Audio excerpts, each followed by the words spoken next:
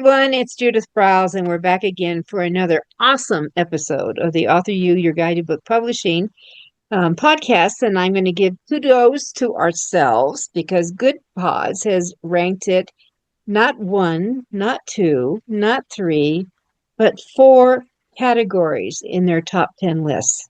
So that's kind of cool. So I'm pat on the back. You should do that. Whoa. There you go. There you go. All right. As always, I'd like to start a show with a quote from my book, Snappy, Sassy, Salty Success for Authors and Writers. So, since we're going to be talking about publishing, writing, finding the golden egg for you to get going today with the awesome Dan Janal, this is my quote for the day. And when I look for a quote, this is in sections. Like there's marketing, there's writing, there's promo, there's just success. Anyway, so I opened it up to the writing section, and this is what popped out. When the writing bug hits, embrace it. Don't let anyone or anything in your space. It's your time. And I think Dan Janal will agree that there are times that we have to block. And you need people sometimes to tackle for you, since the big game is coming up here pretty soon. So, or we're past it. I need to say we're past the Super Bowl, but that we have to have people to really block for you, because sometimes that's spouses, sometimes your friends. Hey, it could be your dog. Can keep people away while you're in your zone. So, who's Dan Janal? Well, he's a longtime friend. He's been on the show before. He's the author of more than a dozen books, with his latest one is really something extraordinarily personal to him because it's about overcoming a cancer diagnosis. And he does have a website. I'm going to refer you to anyone who needs some hand-holding, some help, some encouragement, some inspiration, and knowing that, yeah, sometimes you can do this. That would be reframingcancer.com. So know about that one to share for yourself or with others. But what I love about Dan is he's brilliant, all right? And he's a visionary in promo, in PR, in getting things done with a unique twist that brings it to the party. He's also a ghostwriter, an executive book coach, and a developmental editor. So we share some of those hats with each other. And his regular website is just Janal.com. Janal.com. So there we go. All right. So Dan, we didn't mention the name of your book about writing. So let's mention that one. Sure. That's Write Your Book in a Flash. All right. So how's that sound, everyone? It's a classic. It's a what? It's a classic. It's been out for 5 years.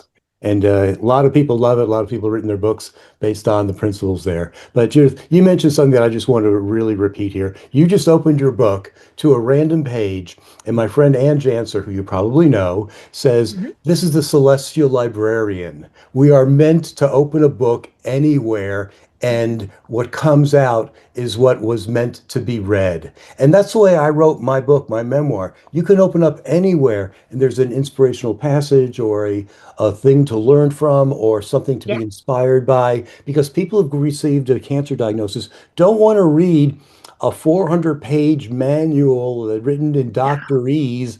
They want something actionable that they can work on. And that was one of the challenges I had when I wrote my book, because I realized that people like me who are in my situation, we want quick things. We don't want, and don't understand all the scientific gobbledygook that there is coming from a doctor's office.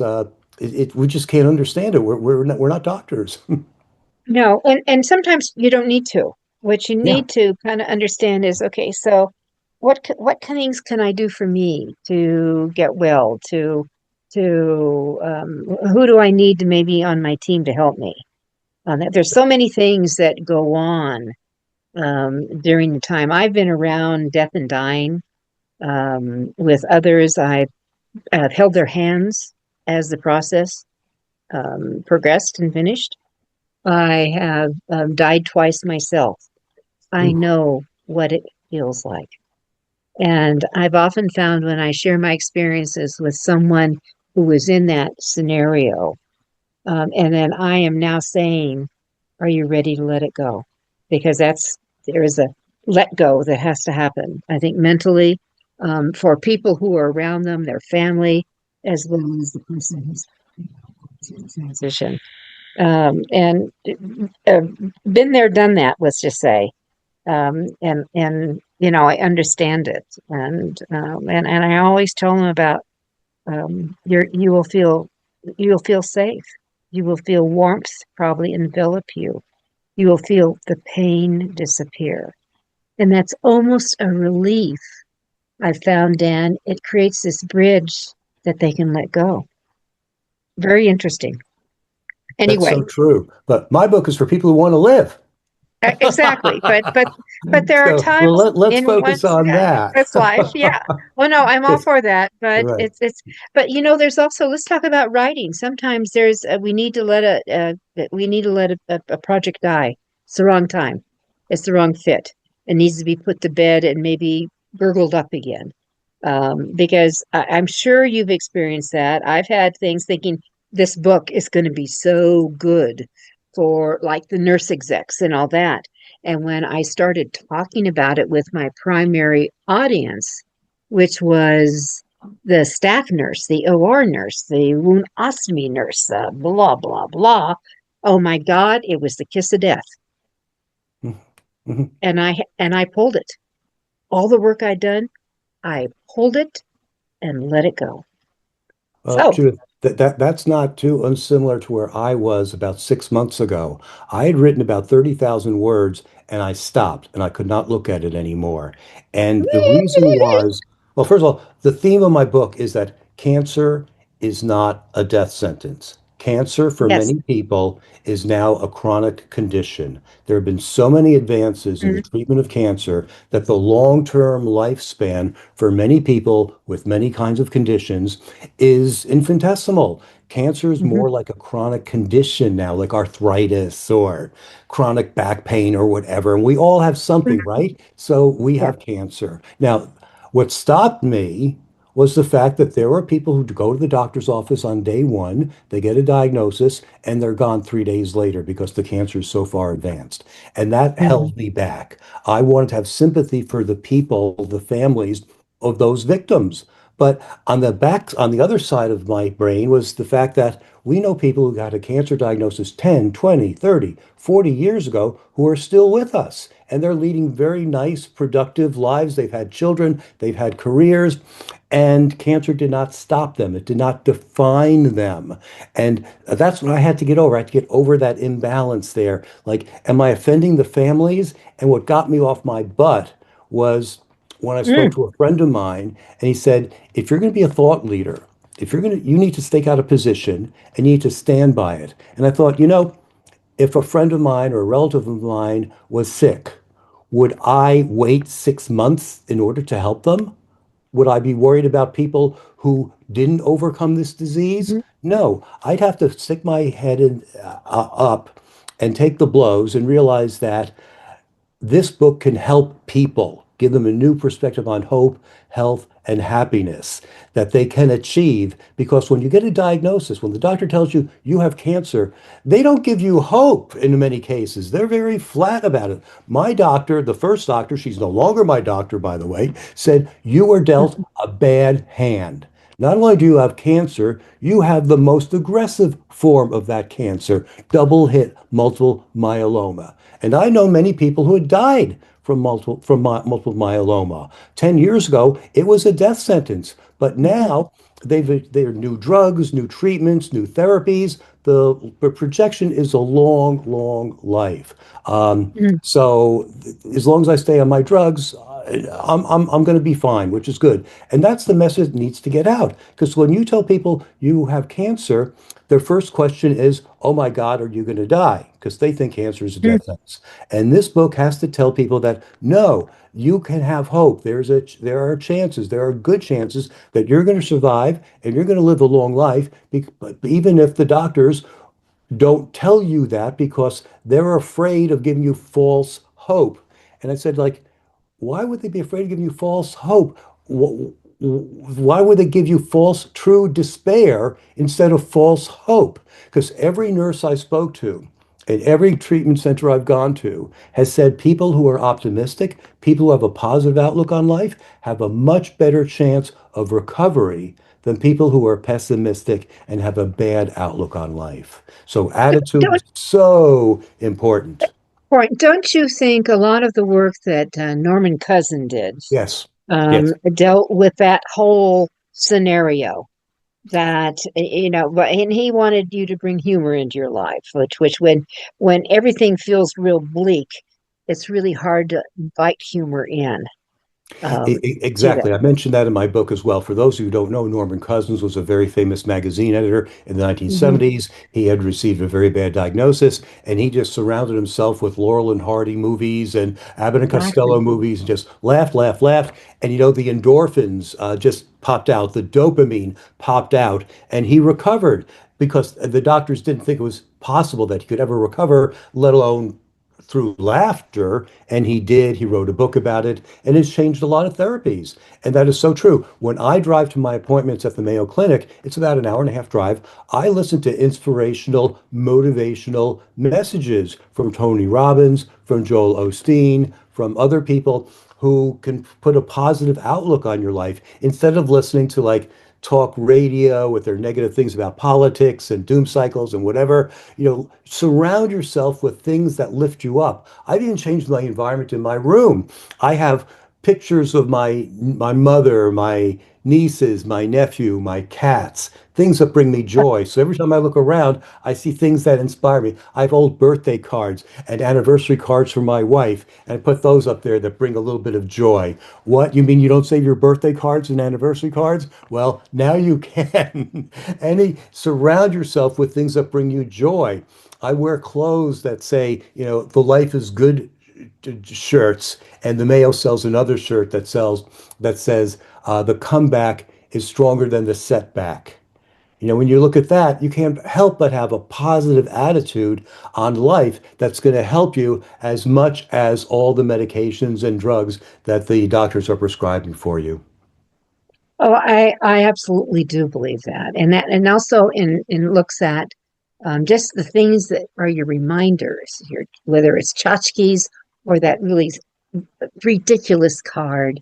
I have some silly drawings that my grandson, who is now 38, made for me. Every morning I see it every morning, brushing my teeth. There's that goofy mouse he drew. So I think that's just important for all of us. Sometimes it's not spending a lot of money on something. It's the simple stuff that's going to be the literally the wind beneath your wings and carry you through. So what we're really talking about, like what Dan wrote in his book, Reframing Cancer. Is there a subtitle to that? Yes, new perspectives on hope, healing, and happiness. Okay. And I love hope. I love the HHH, but That was but on purpose. Guess where I I learned that from? yeah. I do like that, but it's really important to understand and that and really let me just talk about a book title, right? So reframing cancer, okay, got my attention, but what's so important is Dan's subtitle, which is the promise between the covers, what Hmm. he's going to give us, the hope and the health and the healing. I'm going to add healing on here, and the happiness that can come along with your journey as it goes forward. So it's but in fact we're talking about memoir writing in a little bit here. Hmm. We can tie it in with Dan's book, how to write your book in a flash. Because I think memoirs are one of the biggest growth areas of a lot of publishing, especially for the self-publisher, the independent publisher. They just coming to the stage platform author is often starts with their story on that. And I think Dan's reveal that here he was 30,000 words in thinking, oh my God, what am I doing? No, plus it all out. and having to reframing his attitude, Hmm. using your word, Yes. and how you do the redirect and who's it's for. Dan, I get people come to me all the time with what would be a memoir, and I always do the who's it for, and who's the buyer. That's my other who I ask now, because sometimes who's it for will not be the buyer. It's going to be bought by someone else for that person. It very common for that to see that come into play. And then, what are you and is there a unique twist? Because we all know there is Dan, did you do a count on how many books are out there dealing with cancer? Oh, everyone who has cancer and survived has written a book. And they're on the speaking circuit too. Or maybe millions. Maybe we're into the millions There's count. no end to the number of books about cancer survivors, which is wonderful because I found that writing a book about cancer is a great way to overcome cancer. In fact, I'm going to be coming out with an auxiliary product called Write Your Way to Recovery, because I think that writing about your experiences Mhm, gives you greater insight into mhm, what you've gone through and who you were before and who you are now. And people use the term mhm, cancer survivor. Frankly, I don't use that term at all. I think cancer is more of an adventure because in an adventure, mhm, there's a hero, that's you, mhm. who leads a normal life and then one day finds themselves in an unpredictable situation, a calamity, and their world suddenly changes. Then they find a mentor who gives them tools and advice and strategies to overcome the problems. This is the hero's journey. So you got this diagnosis, your world changed. You find a mentor, your doctor, your support team, your caregivers, your support group who give you tools to overcome this, whether it be medications or writing samples or writing prompts, which I have in my book, to overcome this. You overcome this problem and you win, and you become a different person as a result.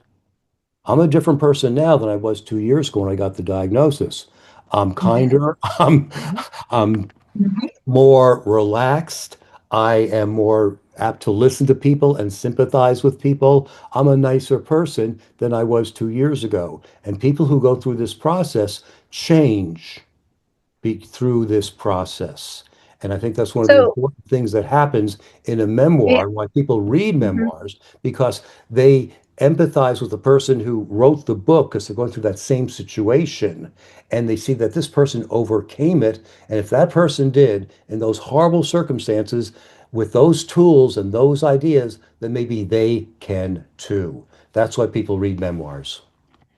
And I want to ask, I'm going to dig more into this, but I have now a side little thing came in on the side brain here. So Dan, have you done Myers-Briggs and all those other kind of Oh, yeah. uh, Yeah. behavior tools?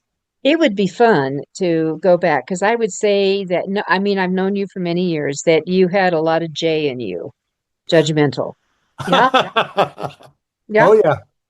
Okay, so because I in the early days I was a high J Yeah. also. So, but I bet if you took the Myers-Briggs now, these 2 years later, where you're kinder, more empathetic, a better listener, I bet you would have some variations Hmm. on your Hmm. Myers-Briggs. That would be, I mean, Yeah. that just idea just dropped in.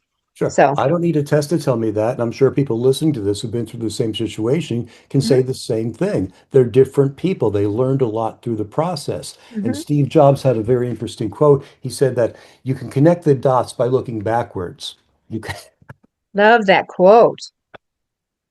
So I have a writing prompt in my book called the backwards bucket list. You know about bucket lists where you're looking forward, saying, "Oh, I want to visit this and do that, whatever." Well, people don't appreciate where they've been. So I created something called the backwards bucket list, that where you talk about all the wonderful things you've done that you forgot about. And when you start writing, you remember. It's like, "Oh, I saw Paris from the top of the Eiffel Tower. I was at the Roman Colosseum. I was face to face with the Mona Lisa." And sure, everyone has done other similar things things. It could be things they've done with their kids or their community groups or whatever. We've all done Exactly. something and we've forgotten about it. And we say like, wow, this is Right. really great. I led a really good life. This is really good. And that inspires you. And Yeah. also, when you look at your life in reverse, you see things that you can reframe. Like, I remember when I was a little kid, maybe 4 or 5 years old, my brother taught me how to ride a bike. So we're in the middle of the street and he's holding onto the back of the bike and I'm pedaling the bike and I'm on my own. And I look behind me, he's not holding the bike anymore. And said, if he's not holding the bike, I'm going to fall. And sure enough, I fell and my head, I don't want to say it split open, but I bled, whatever, cried. I'm a 4 or 5 year old kid.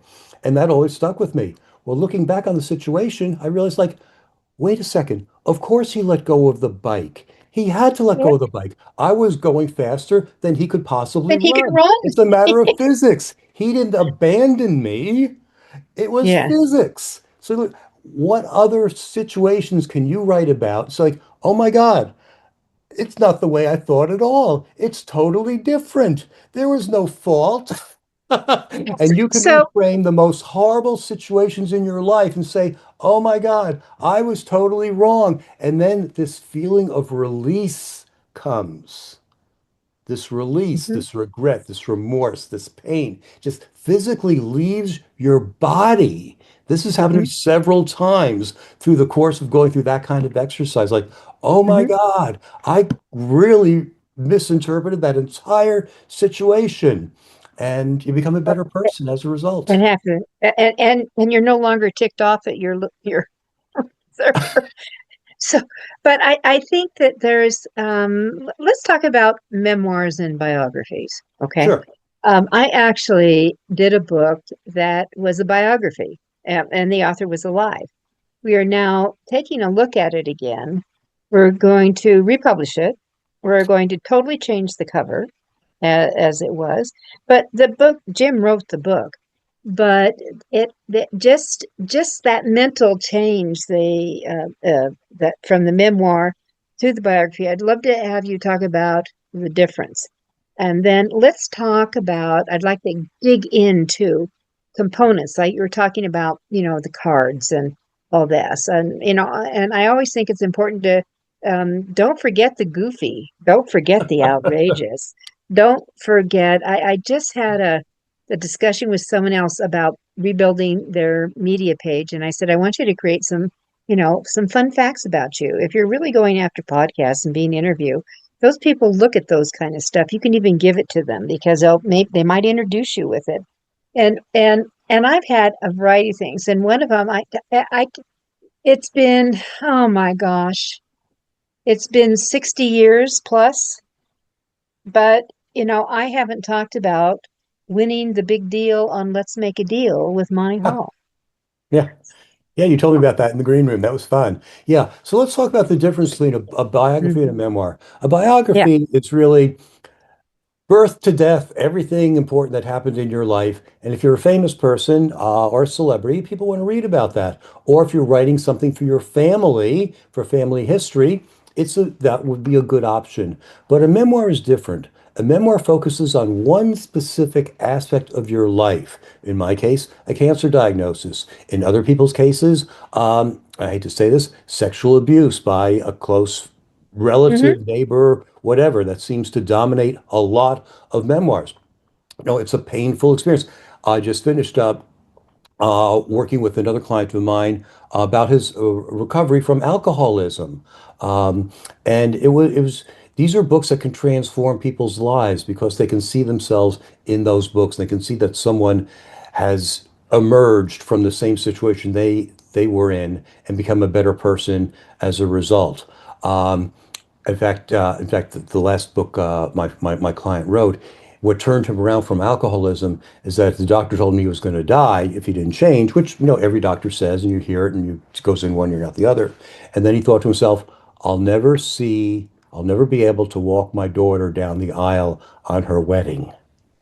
And boy, that just threw me for a loop, let alone threw him for a loop. It changed his life, and it just brought all the pathos and empathy out for me, and I'm sure the listeners as well. You get little tears, well up when you think about, not being able to walk your daughter down the aisle for her wedding. Um, That's the kind of emotional impact you can have with a memoir when you focus on one specific incident in your life and how you overcame it. And my good friend Patricia Fripp, who was the first woman president of the National Speakers Association, said the bigger the tragedy, the bigger the drama, the more important the result, the more resounding the result. And it's so true. So you need to really bare bones, you need to really get into it and tell people just how bad it was so they can really feel that pain. And I found that for some people, that's hard to do. They might be able to talk about it like a therapist, but when it comes to writing on paper, there's a block. I had one client years ago who could talk about it. She could not write about it. Uh, Ooh. so, as a book coach, you need to realize you're not a therapist. And your book could very well be therapy for you as you write your book, but it can also be very hard to write that. So, it's something to realize at the very beginning. You need to be able to come to grips with what you've been through and share it with others. Well, one of the differences between the two, where you're talking about usually the big drama or some huge thing, the memoir and what led up to it, what happened and what's going on now, maybe, and the emotional side of it. So would that be the difference in the biography is more like a long walk. Okay, so this is Mhm. we're walking through my life on stuff versus the memoir is the beat more myopic. Is that what I'm hearing you say? Definitely. My book is starts with on October 17th, 2024, the doctor walked into the office and said, "You have cancer. You were dealt a bad hand. And not only do you have cancer, you have the most aggressive form of that cancer." Hmm. Boom. That gets your attention. I didn't talk Hmm. about the years that I was a newspaper reporter and I interviewed President Gerald Ford and First Lady Barbara Bush. Interesting, but totally irrelevant. I didn't talk about my speaking career where I spoke for everywhere from Beijing to Budapest about the early days of internet marketing when I was like one of the thought leaders there. Totally irrelevant. What people want to know about is like, oh my gosh, I got a cancer diagnosis too. What did he do and how did he overcome it? Because 2 years later, here I am. It's like, what happened? I was given a death sentence and yet I'm alive. And I'm sure other people reading the book or have gotten a cancer diagnosis have thought the exact same thing. And they're going to turn the page and say, well, if he did it, I can too. And I think that's where the reframing comes in. Because frankly, um, Hmm. I could have gone on to a great deal about what I went through, and everyone's gone through chemo can tell their own story. And I realized that my story is important to me. It sure is not important to a lot of other people. The high points are, but the granular details are not. They don't even know about the fevers and the vomiting and the flu-like symptoms and on and on because they've been through it themselves. They don't need to see that in me. What they need to see is that there's a way out of it. And that's where the reframing comes in. That's where the initial idea of cancer is not a death sentence. Cancer is a chronic condition that you can overcome. And that's why I talk about things like exercise. We all hate exercise. We all hate going to the gym. But if you reframe exercise into kindergarten, when you went on recess. Remember recess? The bell would ring, you'd grab your coat, you'd run outside, Bang. Yeah. you'd play tag, roll around in the mud, get dirty, have fun. Life was good. That's what exercise is. It's recess. Then suddenly you were in middle school. And now instead of running outside and going willy-nilly, you had to wear stupid uniforms that made you look like an idiot. They took attendance. They made you climb ropes and do other stupid things that, 90% of the kids couldn't do. And you felt like a failure and everyone hated exercise. Well, we need to reframe exercise back to recess. Like dance like no one is looking. Because frankly, no one is looking. Oh, That's just one of the reframes. Dan, that made me laugh. Well, it is making me laugh. I always end my Wednesday newsletters with something to smile about. Hmm. And so I go to YouTube and I look around and, I'm a big fan of Tim Conway and Harvey Korman and some of the Hmm. goofy stuff Hmm. they did. But I came across a clip, like a 4-minute clip And I can't remember the name, Vicky, the name of the woman who played Mama Hmm. on the show, but she decides to do Dirty Dancing. She's in this, and all of it's hilarious. It is hilarious to see her. Whoa, she's dancing with this guy, and he touches her. Whoa, and then all of a sudden she zonks him back, and off they go. And so I always like to end the day with something like that, that will come in. Or so I always read at night. The TV is off, and whether it's a chapter or 4 or 5 chapters, it's just like it's a different slowdown for me to go into sleep. And I think that for in healing and reframing, and I love the recess. I was very good at marbles. I have to tell you, I was a killer at marbles. That kickball and marbles. Jeez. See, Um, you think about marbles, you think about something that happened years and years and years ago, and the dopamine kicks in. That's what my yeah. book does, because it's not a story about me, it's a story about the other people. So I tell people about an incident like that and say, what is it? Tell me about a time when you had recess, when you played with a marble. Mhm. What brought joy to you? And you talk about your marbles and suddenly you feel good. There's another chapter in my book where I reframe food. Everyone hates to diet. You can't spell the word die without diet, blah, blah, blah. We all heard the same things. But I realized that food is medicine. And, a lot of medicine doesn't taste good. Cough syrup, drops, whatever. But you take it anyway because you know it's going to be better for you. The same way with like Brussels sprouts and beets and other food that I really, really hate.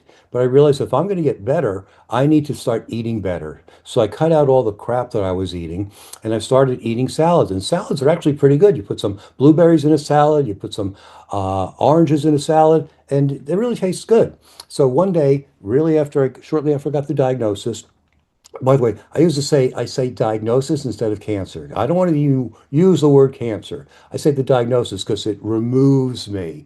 I don't say my diagnosis, it's the diagnosis. Psychologists call this distancing. So that's one of the first things about reframing as well. You never use the C word, you use the word diagnosis because it's more neutral, whereas cancer is a red hot, fiery negative word.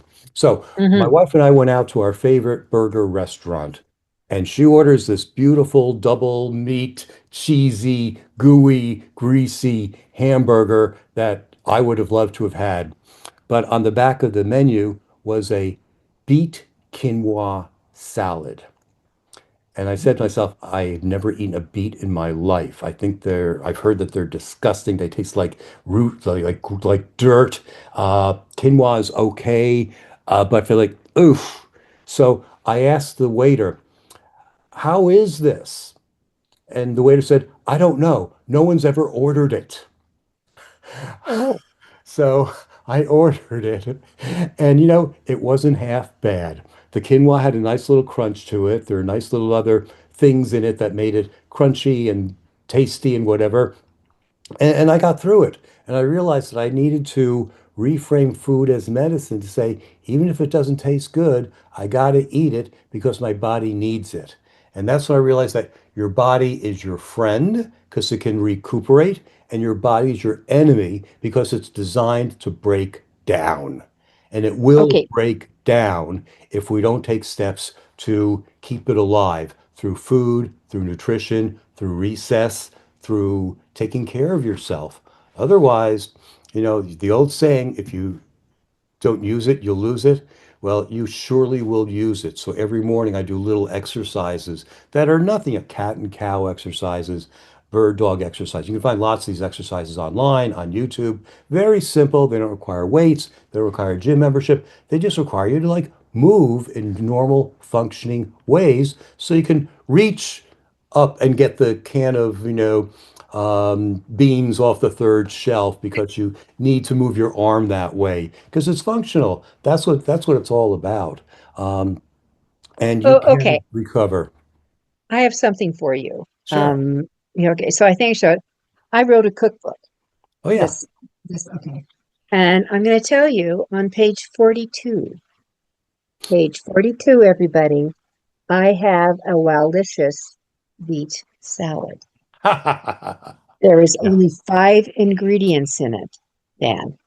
yogurt, avocados, oranges, pickled beets, and for the crunch factor, French's fried onions on top.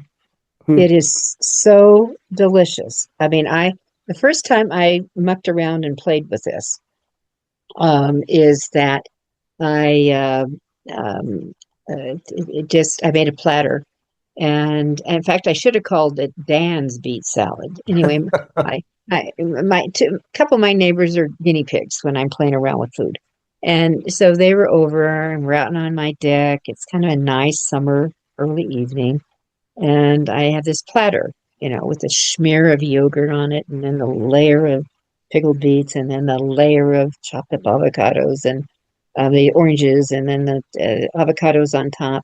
And then I just thought, let me crunch some of these little things on it. Dan took one bite and he pulled over the entire platter and just said, "This is what I am eating. Y'all can figure something else out."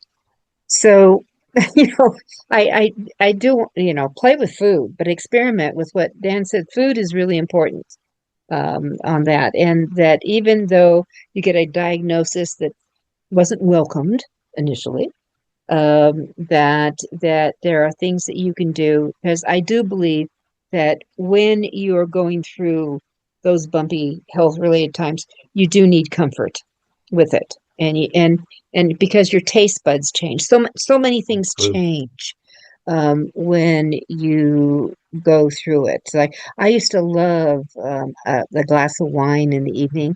It's like to me now, because I had an accident and I had a brain injury and things changed up here. And I can't handle certain tastes at all now. So I think, but you do find the ones that you really like. So bravo to Dan to experiment with something he had never eaten before, probably cremant and beets. Yeah, yeah. Well, Yeah. one of the interesting things I found is, my food groups are like mushy, gooey, crunchy, and as opposed to meat and dairy and whatever. So Yeah. my end of the day routine used to be, I come up from Mhm. work and I'd get a beer and some chips, because and then Oh, I you're into realized, crunch, yeah. salty crunch. Exactly. But then I realized I really didn't care for beer. What I liked was seltzer. I liked the bubbles. I liked the bubbles. I didn't care about the alcohol. So when the whole seltzer craze started a couple of years ago, that's when I realized like I'm enjoying the seltzer more than I'm enjoying the beer, and it's a lot less expensive and a lot fewer calories. So I substituted that. Then I realized that the I really didn't care for the the the, uh, the potato chips. I like the crunch. So I started eating peppers. Costco has really good Love prices on peppers. peppers. Yeah. Love Costco. And it was healthier and it satisfied the exact same cravings I had. So think about the cravings you have and think about what could be healthier than this. Because I didn't care for the alcohol. I cared for the bubbles. Mhm. I didn't care for the potato chips. I cared for the crunch. So what is it that you're really looking for? And that made a big change in my diet as well. Yeah, by the way, I am a crunch person too.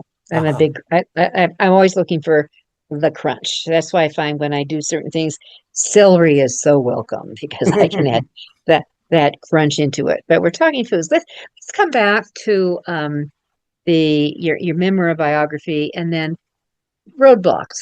What kind of roadblocks when people, and it's not just memoir writing and biography writing, it's just writing. So let's go general here and talk about roadblocks. Sure. Well, I think the easiest way to overcome the roadblock, the main roadblock people have, is writer's block. People go down, they say, I'm going to write, and they don't know what to write about. The first thing I do Mm, with my clients, or one of the first things I do, is we figure out what is the outline for the book. So we work on, say, 10 chapters. Then we do a deep dive on each of those chapters. So mm, now you have 10 chapters with maybe 5 points in each chapter. You have 50 things to write about. So now, when you go and sit in front of your computer and your biorhythms are low and you don't have a lot of energy, say like, what can I write about? And you look and say, oh, I can get famous quotes from famous people and put them at the head of each chapter. That's easy to do. I can do that today because I'm low energy. On other days, when you have more energy, you can say, okay, now I can tackle that big issue on how I responded to the doctor when she told me that I had this horrible diagnosis and what I wish she would have said instead. And I created an entire dialogue of what a doctor should say in that situation. And here goes Hmm. something like this. We looked at your results and there are some issues here, but we can overcome them. Oh no, issues, but you can overcome them? Yeah, yeah, yeah. We've been through this before. Lots of people have what you have here. We have drugs, we have treatments, we have things that can help you along the way. Oh, great, there are things that can help me along the way. Yeah, it might be a couple of rough months, but you won't lose your hair. You might have some fevers or whatever, but you'll get over it and you'll forget about it. And just one of the easy one process you'll go through. Oh, okay, I guess I can deal with that. And you might have some insomnia and whatever. Insomnia, well, that's okay. I have things to watch on Netflix. I have a whole bunch of things I want to watch on Netflix, so that'll be okay if I have insomnia. It's like, okay, so we can deal with this, right? Right, good. And by the way, in case you're wondering, you have this thing in that we call in the scope of things called cancer. Cancer? Oh my God, I have cancer? It's like, wait a second. Remember, we have it under control. It's like, oh, that's right. You have it under control. Much nicer way of presenting the information, I think. And that's what happens when you sit down with a prompt from your outline and your brain goes into overdrive and just says, what can I make from this? How would I react to a doctor? What would I wish she had said instead of saying, you were dealt a bad hand? And Hmm. your mind takes over. So if you have your outline, you can write your book because you'll Hmm. never have a day of writer's block because there's always Hmm. something to write about. There's always something to prompt you to get that next degree of excellence Hmm. that makes your book stand out from the 10,000 other books that are out there on this topic. By the way, don't be dissuaded by the fact there are 10,000 other books on this topic. Yes, it's hard to stand out, but it proves that there's a market for this book. If there are no other Hmm. books on this market, don't say, oh, great, they'll be the first one. It means like no one cares. So don't Maybe be there's a reason why there's no other books out right, here on this right. stuff. Don't complain about the competition. Be inspired by the competition and show that it's out there. Plus, every market has a submarket and a submarket and a submarket. So if I went up against all the other cancer books, there are a million of them. But I have something called multiple myeloma. So there's breast cancer, there's testicular cancer, there's this cancer, there's that cancer. Hmm. And people of those kinds of cancers are going to gravitate to those kinds of books. There are 30,000 people every year diagnosed with what I have. That's a big market and it grows every single year. So I have no doubt that there is a very, very big market for my book and it does not compete with the breast cancer books because it's totally different. Um, And and usually, where your book, your type of, I don't know if there is a gender specific for what you had. More men have it than women. I don't know, but for breast cancer, certainly more women have breast cancer than men. But men do get breast cancer. mhm, mhm. Okay, so but truly in the minority here. But so that your market, it's going to go back to the who, you know, uh, maybe another who. Who are you writing for? Who's the buyer?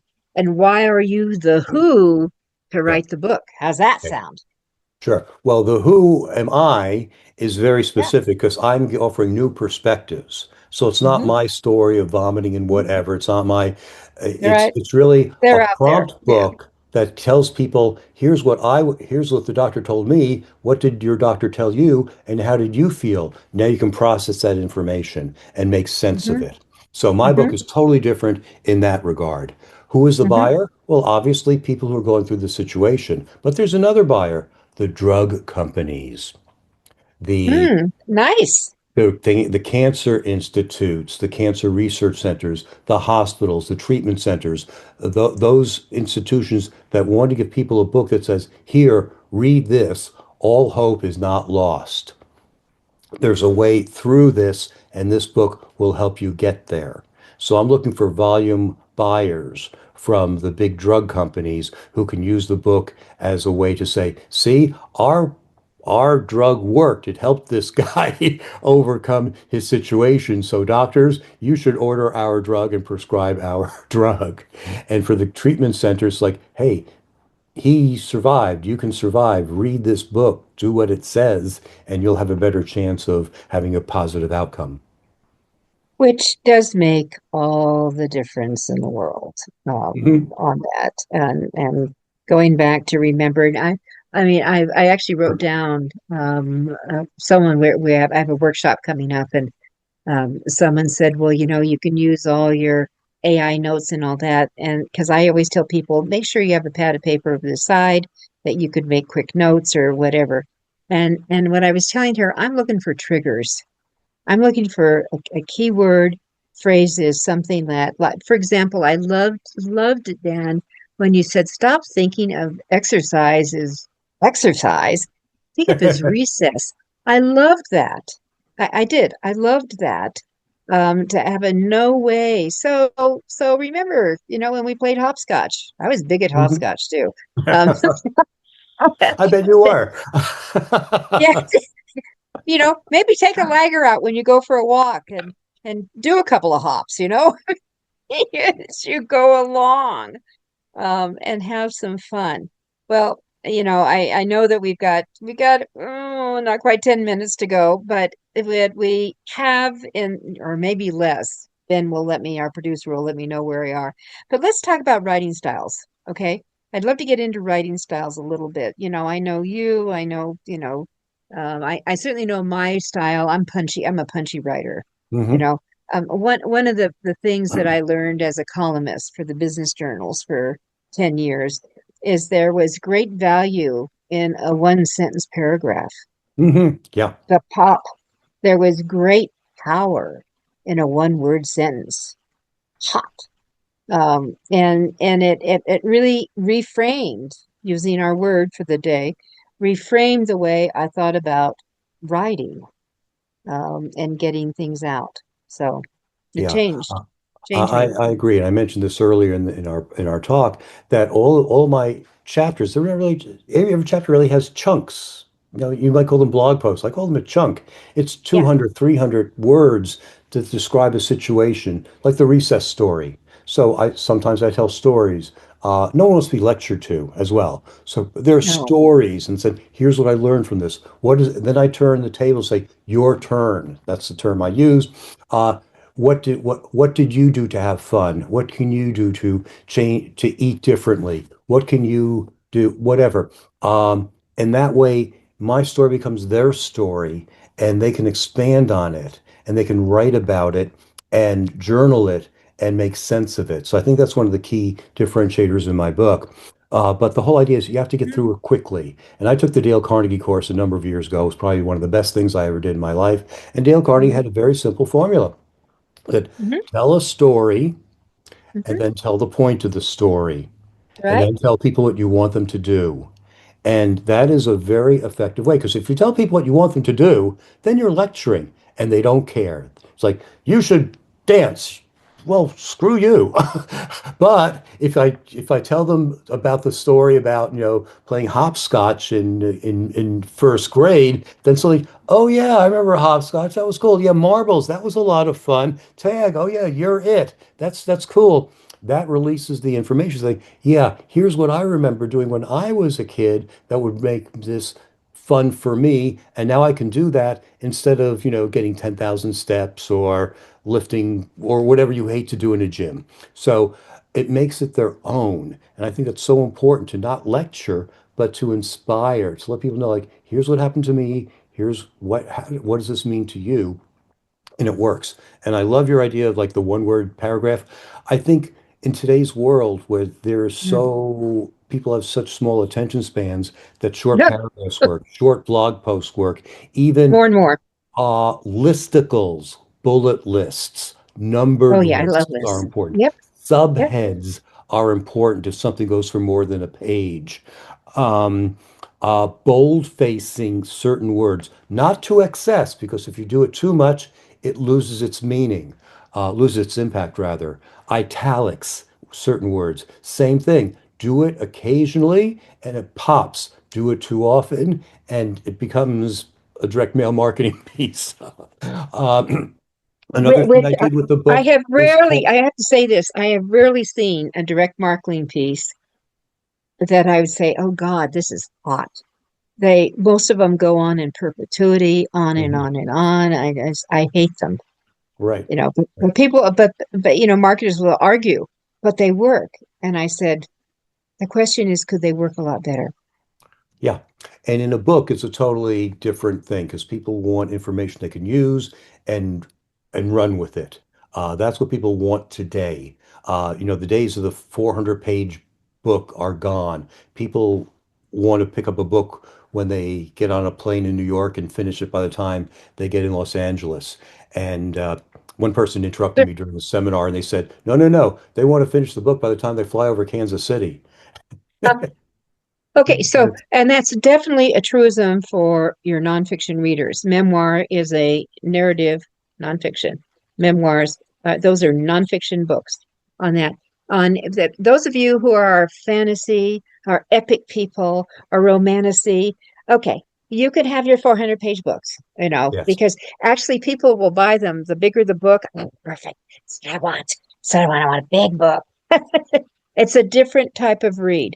All right, Dan, we are 1 minute out. Any one last piece of advice? I want to remind everyone Dan has two websites. One is reframingcancer.com, and of course, his master consulting, I can help you website, Janal, JANAL.com. All right. Uh, Thank you, Judith. I just want people to know that, again, cancer is not a death sentence. Cancer for many people is more like a chronic condition where you can lead a life of hope, health, and happiness. So life was meant to be lived. Enjoy it. And and that I would call a wrap. So with everyone. All right, so happy writing. The memoirs, there's lots of room for them. So think of that drama, that thing, add in your stories, bring it to life. This is from you, from your heart. I always call my signature on my book, When God Says No, is from my heart to yours. That's what you're doing for people as you carry along. We'll see you next week.